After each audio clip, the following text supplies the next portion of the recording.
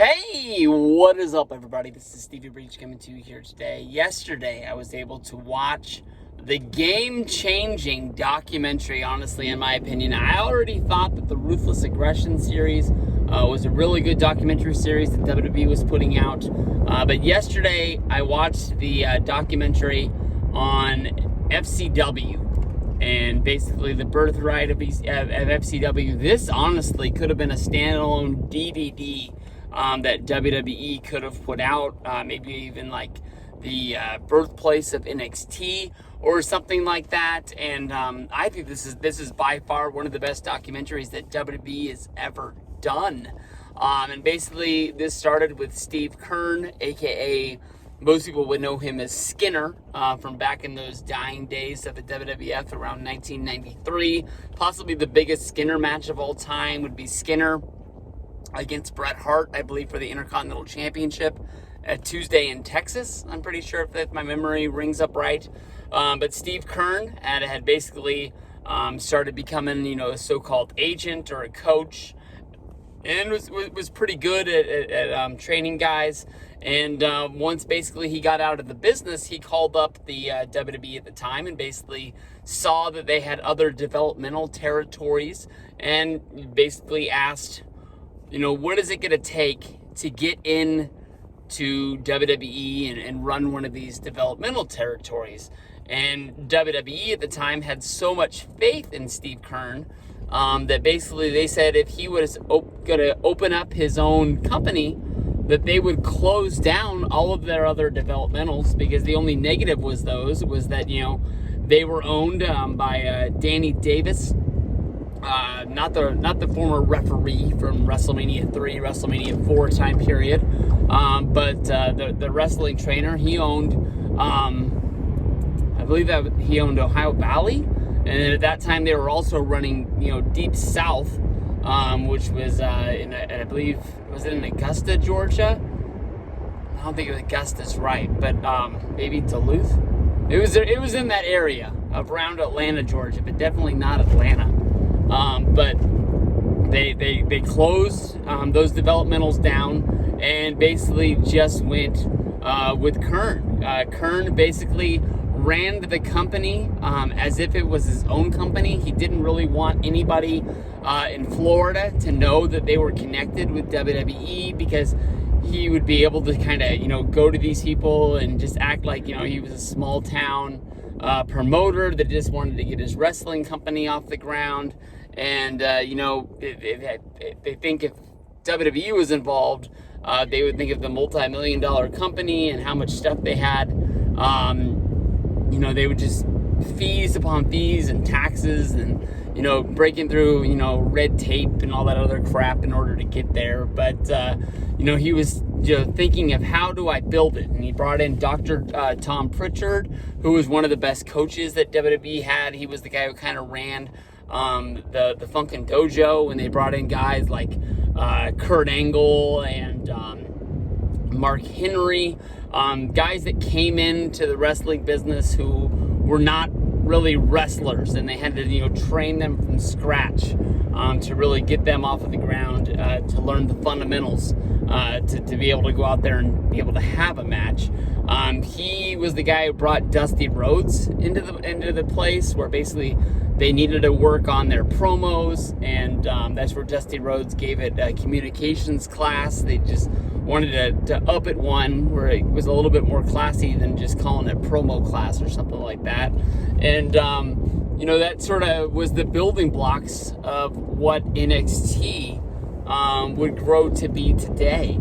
There was a lot of sit-down interviews with guys like Seth Rollins, Sasha Banks, Heath Slater. They were, telling stories. The Bella twins were even in there. The Bellas were talking about how, they were brought into the company without any wrestling background. They were just looked at as the models, and no matter what they did, they found heat along the way. And it was actually reaching out to Natalya Neidhart, where basically the Bellas made a deal with Natty, where they would teach her fashion if she taught them wrestling. And that sort of plays into the whole Total Divas connection that they would have so far down the road. And the Bellas honestly told some pretty good stories, talking about how much heat they had. The Bellas talked about how Cole Cabana, they still hates them to this day for Brie biting him. They didn't really tell the story of what it is, but or anything behind it, but that was what they said. The reason why Cabana doesn't like the Bellas.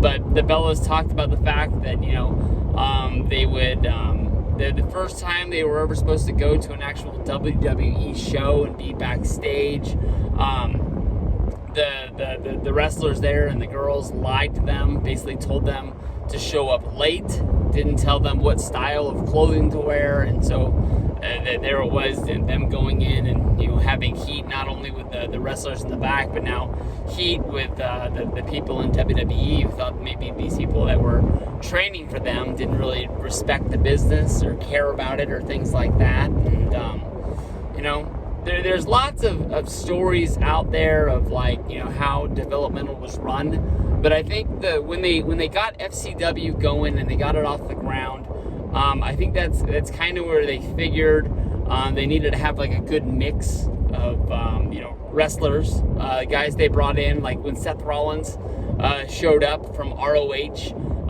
He was probably one of the best wrestlers that there were, not wrestling in WWE or TNA at the time. And, when he got there, he thought it was going to be a whole kind of room full of guys like him. But instead, he found guys like, Roman Reigns, former football players or former wrestlers or people that looked like they could play the part more than people that actually play it. And WWE, goes out and they find these people, they invest in them, and every once in a while you find a Roman Reigns, you find a Brock Lesnar, somebody that you can train to be a professional wrestler and to become one of the big names that there are in the company. But every once in a while you swing and you miss, and that's kind of why they invest in so many guys, bring them in, show them what it's like, and when they drop out, they just basically replace you with somebody else. So in my opinion, go out of your way to really watch the episode of Ruthless Aggression on FCW. I really think that it's one of the best ones that best documentary that WWE's ever made. It would stand up to any documentary that's made, about the rise and fall of ECW, is it the rise and fall of WCW too? Do they both have the same name? The story of Mid-South, they've got that one, and then they've got World Class Championship Wrestling, ones on those. So this is kind of going back and making its own kind of territory or its own company documentary. I think it stands up to that, and if they still made 3-disc DVD sets, it would be pretty cool if they would have released this one and then stamped on a few of the best FCW matches of Seth Rollins. I think Daniel Bryan went through there, and other wrestlers like that that we would be surprised about. Big E went through there. He was in the documentary. Xavier Woods. So lots of good things. Lots of really bad promos. Guys trying to find their way, trying to figure out who their character is, who their wrestling style is going to be. And every once in a while you see old promo tapes get put up, whether if it's on Twitter or on YouTube, of guys trying to figure it out, and they're hilarious because they're nothing like the character that you see in WWE today. It's almost like watching some Southpaw Championship Wrestling, where you have to really convince yourself that is the wrestler playing that part.